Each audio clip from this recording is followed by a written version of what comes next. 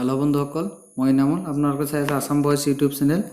আজি আপোনালোকৰ লগত আলোচনা কৰিম স্বামী বিবেকানন্দ আসাম ইয়ুথ এম্পাৱাৰমেণ্ট স্বয়ং ৰাজ্য চৰকাৰ যি অভিলেখে আঁচনি সেই আঁচনিৰ বিষয়ে কোনে পাব কেনেকৈ পাব সবিশেষ আলোচনা কৰিম।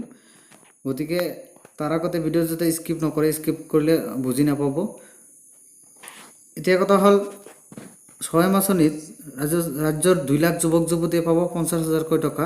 5ৰ পৰা 20 জনীয়া গ্ৰুপে 18ৰ পৰা 40 বছৰৰ মেট্ৰিক পাছ কৰা স্থায়ী বাসিন্দাই পাব এই টকা। 20 জনীয়া গ্ৰুপে পাব 10 লাখ টকা, 10 জনীয়া গ্ৰুপে পাব 5 লাখ টকা, 5 জনীয়া গ্ৰুপে পাব 2.5 লাখ টকা।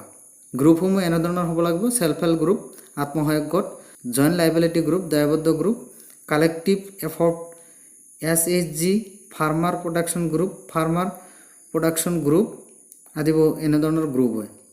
এই গ্ৰুপবিলাক হ'ব লাগিব 1 ছেপ্টেম্বৰৰ আগত ৰেজিষ্ট্ৰেশ্যন হ'ব লাগিব। প্ৰজেক্ট প্ৰপ'জাল বেনিফিচিয়াৰীৰ পৰা বিজ্ঞাপনত দিয়া ধৰণে ডিষ্ট্ৰিক্ট লেভেল কমিটিয়ে বিচাৰিব। এই আঁচনিৰ অধীনত আৰ্থিক সহায়ৰ বাবে অনলাইনত আবেদন গ্ৰহণ কৰিব, য'ত নথিপত্ৰসমূহ আপলোড কৰিব লাগিব। অনলাইনৰ আবেদন জেনেৰেল মেনেজাৰৰ পোৱাৰ পিছত DLCIC পৰীক্ষা কৰি অনুমোদনৰ বাবে ডিষ্ট্ৰিক্ট লেভেল কমিটিলৈ প্ৰেৰণ কৰিব। জিলা পৰ্যায়ত কমিটি পৰীক্ষা কৰি অনলাইনত বেংকক বিবেচনা কৰিবলৈ ক'ব আৰু ঋণ দিয়াৰ সিদ্ধান্ত ল'ব। আৰু সেই অনুপাতে 30 দিনৰ ভিতৰত প্ৰস্তাৱ অনুমোদন কৰিব। প্ৰস্তাৱ অনুমোদনৰ ইছ্যু কৰিব। প্ৰস্তাৱ চেংচনৰ পিছত সাধাৰণতে 5 দিনৰ ভিতৰত কাৰ্যকৰী কৰিব। বাছনি হোৱাৰ পিছত 3ৰ পৰা 5 দিনীয়া ট্ৰেইনিং দিয়া হ'ব। ট্ৰেইনিঙৰ পিছত বেনিফিচিয়াৰীৰ একাউণ্টত 1000 টকাকৈ দিব।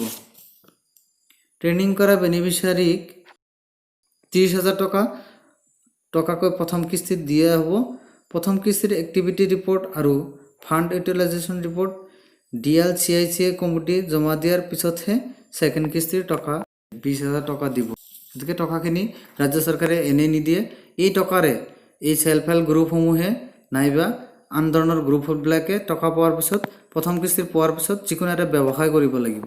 প্ৰাইভেট লিমিটেডে হওক, স্বত্বাধিকাৰী হওক, নাইবা যিকোনো এটা বিজনেছ কৰিব লাগিব। আৰু প্ৰজেক্ট ইউটিলাইজেশ্যন সঠিক পদত দেখাব পাৰিলেহে তাৰ ছেকেণ্ড কিস্তি দিব।